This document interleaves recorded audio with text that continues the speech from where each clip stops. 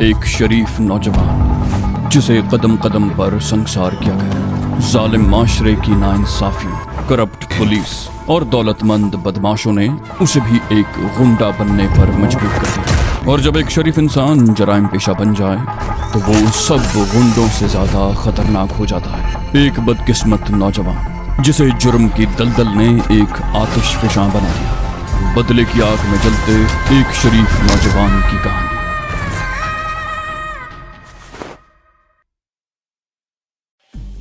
सुबह के 5 बज गए। सर्दी कुछ बढ़ गई थी। समीना की हालत सबसे ज्यादा खराब हो रही थी। सर्दी की वजह से वो एक बार फिर कमर में तकलीफ महसूस करने लगी। वो रुकना चाहती थी लेकिन तोरखान उनसे बहुत आगे था, इसलिए ये लोग भी उसके पीछे चलते रहने पर मजबूर थे। शारिक ने खच्चर रोक लिया और जब बाजिद खान उसके करीब पहुंचा तो शारिक ने उससे पूछा, अभी कितना फासला बाकी है बाजिद?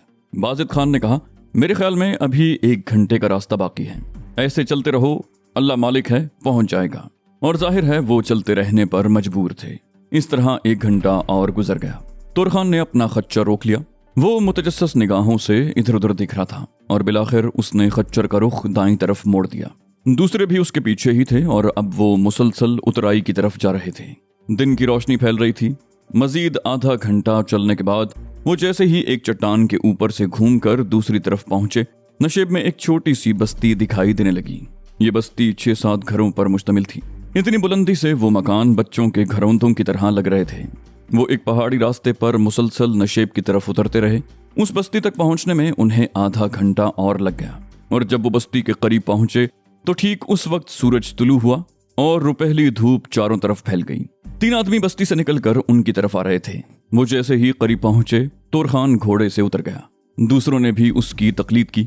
शारिक ने समीना को सहारा देकर नीचे उतार लिया। समीना नीचे उतरते ही पथरीली जमीन पर लेट गई। तोरखान ने बस्ती से आने वाले एक आदमी की तरफ देखते हुए कहा, मेहराब खान, हमारे साथ एक जनाना भी है। ये बहुत थक गया है, सर्दी भी लगता है इसको। अपना घर ले जाओ इसको और कोई कंबल वंबल दे दो। अपना जनाना को बोलो इसका थोड़ा बहुत खातिर करे। मेहराब खान ने कहा, बहुत अच्छा खान। और वो समीना की तरफ मुड़ गया। बोला, आओ बीबी मेरे साथ आ जाओ।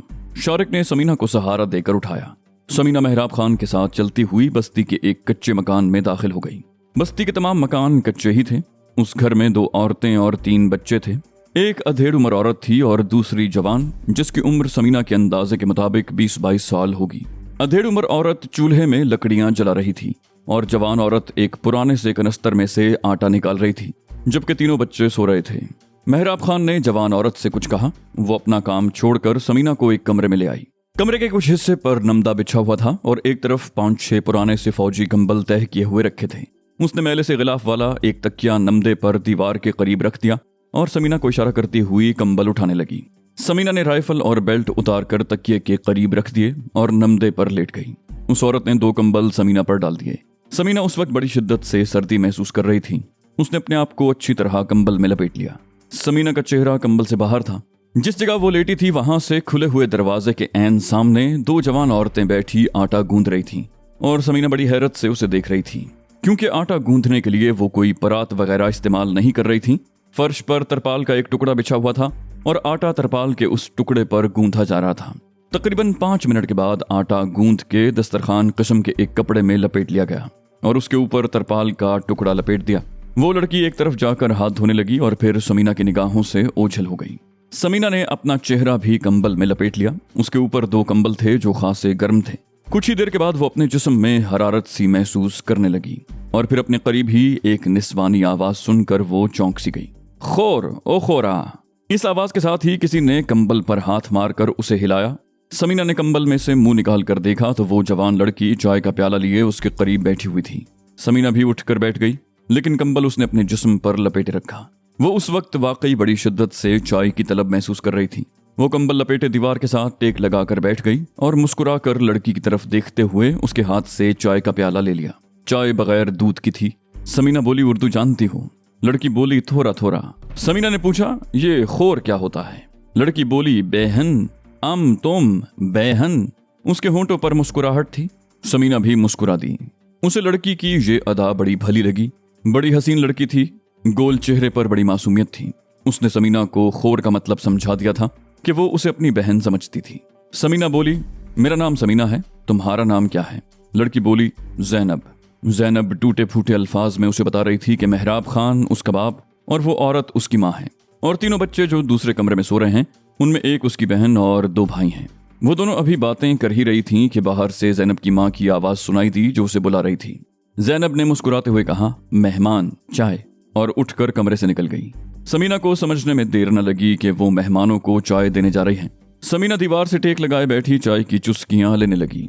गर्म गर्म चाय से उसे बड़ी तस्कीन मिल रही थी। उनकी सर्दी भी अब कुछ कम हो गई थी।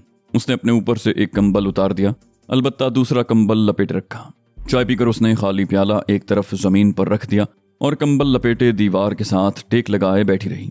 इस तरह कमर की तकलीफ को भी कुछ आराम मिल रहा था। रात भर जागते रहने और खच्चर की पुश्त पर सफर से वो बुरी तरह थक गई थी और उस वक्त उसे निढाल होकर नींद की आगोश में पहुंच जाना चाहिए था, लेकिन वो हैरतअंगेज तौर पर अपने आप में एक तब्दीली महसूस कर रही थी। उस वक्त न तो उसे थकन का एहसास हो रहा था और न ही नींद का दूर दूर तक कुछ पता था। वो कंबल में दुबकी दीवार से टेक लगाए बैठी रही। कुछ देर के बाद बाहर से बातों की आवाज सुनाई देने लगी। एक आवाज जैनब की थी और दूसरी उसकी माँ की। समीना उठ गई। उसने कंबल एक तरफ डाल दिया और कमरे से बाहर आ गई। जैनब उस वक्त चूल्हे के सामने बैठी हुई थी। चूल्हे पर तवा चढ़ा हुआ था।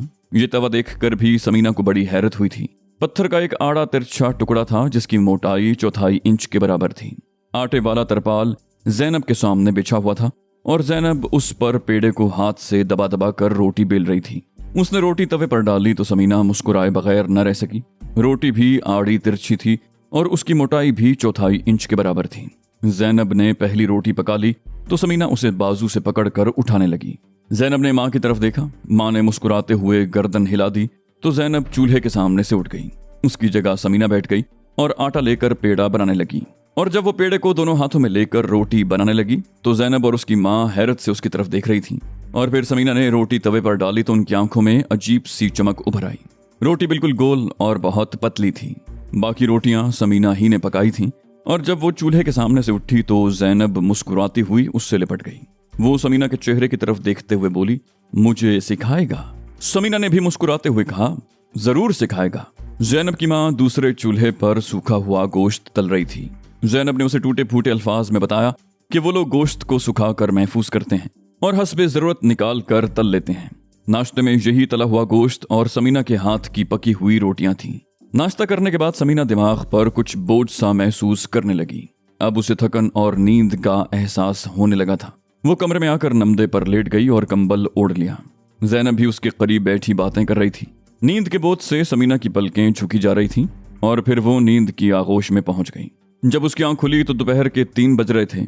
जैनब उसे बता रही थी कि खाने के वक्त उसने समीना को जगाने की बहुत कोशिश की थी लेकिन कामयाब नहीं हो सकी थी। समीना ने उठकर मुंह हाथ धोया तो जैनब ने उसके सामने खाना लाकर रख दिया। जैनब के हाथ की पकी हुई आड़ी तिरछी मोटी रोटियां और तला हुआ गोश्त था। समीना को भूख लग रही थी। उसे ये खाना बहुत लजीज महसूस हुआ। समीना ने खाने के बाद जैनब से पूछा, दूसरे मेहमान कहाँ हैं? जैनब ने इशारे से बताया कि वो साथ वाले मकान में हैं। समीना बाहर जाने लगी तो जैनब ने लपक कर उसकी राइफल और बेल्ट उठाकर उसकी तरफ बढ़ा दिया। उसने कहा, अपने साथ रखो, बहुत जरूरी। समीना ने राइफल कंधे से लटका ली और गोलियों वाला बेल्ट गले में डालने की बजाय हाथ में पकड़कर मकान से बाहर आ गई। मकान के सामने 5-6 बच्चे खेल रहे थे। मेहराब खान भी दरवाजे के सामने रखे हुए एक पत्थर पर बैठा हुआ था। समीना को देखकर वो उठकर खड़ा हो गया। समीना ने शारिक वगैरह के बारे में पूछा तो उसने साथ वाले मकान की तरफ इशारा कर दिया।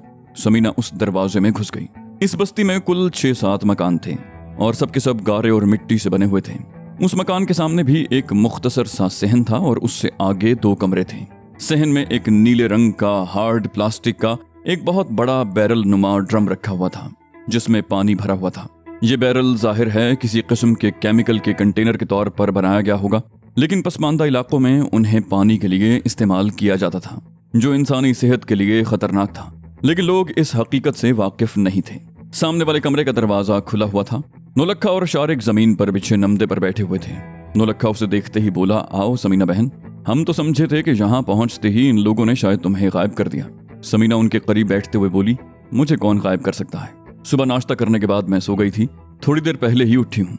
नौलखा बोला, हम भी सो गए थे। रात के सफर ने तो हमें बुरी तरह थका दिया और खच्चरों की सवारी से तो मेरी चाल ही बिगड़ गई। समीना बोली, अभी आगे देखो क्या होता है। फिर शारिक की तरफ देखते हुए बोली, क्या प्रोग्राम है? गुल रहमान पहुंचा या नहीं? शौरिक बोला, गुल रहमान खुद तो नहीं आया, लेकिन ट्रांसमीटर पर उसका पैगाम मिला था, हमें 3-4 दिन यहीं रहना होगा। समीना बोली, क्या मतलब?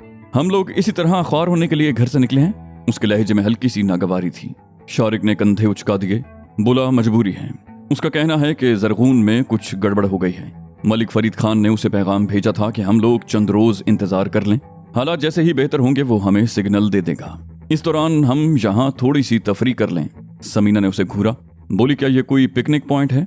नौलक्खे ने उसकी तरफ देखते हुए कहा, समीना बहन, ये जगह वाकई ऐसी है कि यहीं जिंदगी गुजार देने को दिल चाहता है। हर तरफ कुदरती हुस्न बिखरा हुआ है। समीना बोली, तो तुम यहाँ कमरे में बैठे क्या कर रहे हो? जाओ बाहर जाकर कुदरत का हुस्न समेटते रहो। नौलक्खे ने मुस्कुराते हुए कहा, हमारे पास 3-4 दिन हैं, आराम से समेटते रहेंगे यहाँ का कुदरती हुस्न। शौरिक ने समीना की तरफ देखते हुए कहा, एक और बात, यहाँ से आगे कम से कम 2 दिन का सफर है। दुश्वार गुजार पहाड़ी रास्तों में ये सफर हमें खच्चरों और घोड़ों पर ही करना पड़ेगा। सुबह तोरखान कह रहा था कि गुज़श्ता रात तुम्हारी वजह से सबको कुछ परेशानी हुई थी, इसलिए बेहतर यह है कि इन 2-3 दिनों के दौरान तुम यहाँ खच्चर की सवारी की प्रैक्टिस कर लो, ताकि आगे किसी परेशानी का सामना न करना पड़े। समीना बोली, खच्चर की सवारी की प्रैक्टिस? उसका चेहरा धुआं हो गया। शौरिक बोला, हाँ, मेरे ख्याल में ये जरूरी है। तोरखान ये भी बता रहा था कि मेहराब खान की बेटी जैनब खच्चर और घोड़े की सवारी जानती है, वो तुम्हें प्रैक्टिस करवा देगी। समीना बोली, ठीक है, मैं उससे बात करूंगी। नौलक्खा बोला, शौरिक बाबू, बाहर चलते हैं यार, यहाँ कमरे में बैठे बैठे तो बोर होने लगे।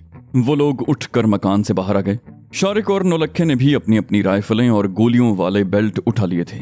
मेहराब खान अब भी बाहर ही बैठा हुआ था। शौरिक ने उसे तोरखान और बाजिद खान के बारे में दरियाफ्त किया तो उसने बताया कि वो दोनों तो दोपहर का खाना खाने के बाद ही कहीं चले गए थे। वो तीनों टहलते हुए बस्ती से निकल गए। नौलक्खे ने ठीक ही कहा था, यहाँ हर तरफ कुदरती हुस्न बिखरा हुआ था। चीड़ और चिनार के फलकबोस दरख्त और हर तरफ बिछा हुआ मखमली घास का फर्श, खुले हुए खुशरंग जंगली फूल। इस बस्ती के चारों तरफ एक मुख्तसर सी वादी थी और उस वादी के इख्तिताम पर ऊंचे पहाड़ थे। ये कोहे कराकुरम का सिलसिला था जो बहुत दूर तक चला गया था। वो तीनों टहलते हुए चश्मे पर पहुंच गए। पानी एक छोटे से झरने की सूरत में एक चट्टान की दरार से गिर रहा था और बस से आगे एक तंग सी नदी की सूरत में बह रहा था। नौलक्खे ने इधर उधर देखते हुए कहा, इंसान वाकई नाशुक्रा है।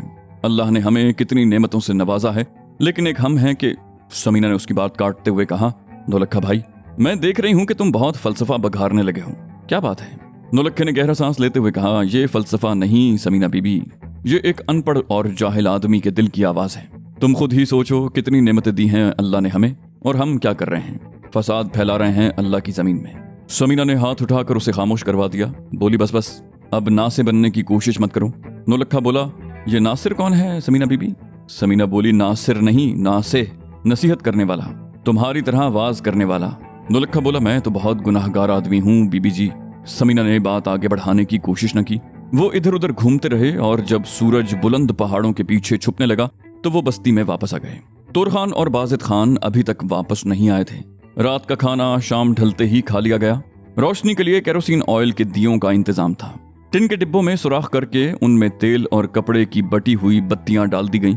ये लैंप जलने से धुआं फैल रहा था, लेकिन जाहिर है ये सब कुछ उन्हें बर्दाश्त करना था। समीना के लिए मेहराब खान के घर में इंतजाम किया गया था। वो और जैनब एक ही कमरे में एक ही बिस्तर पर सोई थी। रात को वो देर तक बातें करती रहीं। जैनब उसे बता रही थी कि उन इलाकों में रहने वाले कबीलों में दुश्मनियां नस्ल दर नस्ल चलती हैं। यहाँ आने से पहले वो लोग मोहम्मद एजेंसी में थे, लेकिन खानदानी दुश्मनियों की वजह से कई साल पहले उसका बाप उन्हें लेकर यहाँ आ गया था। यहाँ मलिक फरीद खान ने उन्हें पनाह दी थी। मलिक फरीद खान अगरचे अफगानिस्तान का रहने वाला था, लेकिन उसका कबीला सरहद के दोनों तरफ आबाद था। आजादाना आमदरफ्त थी।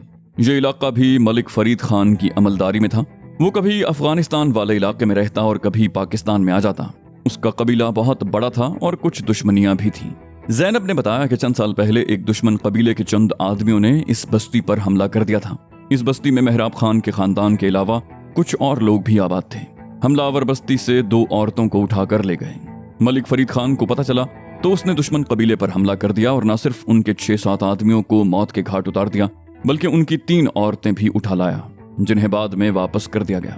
समीना बोली, लेकिन मैंने तो सुना है कि कबायली लोग औरत का बड़ा एहतराम करते हैं और अपनी लड़ाई में औरतों और बच्चों को शामिल नहीं करते।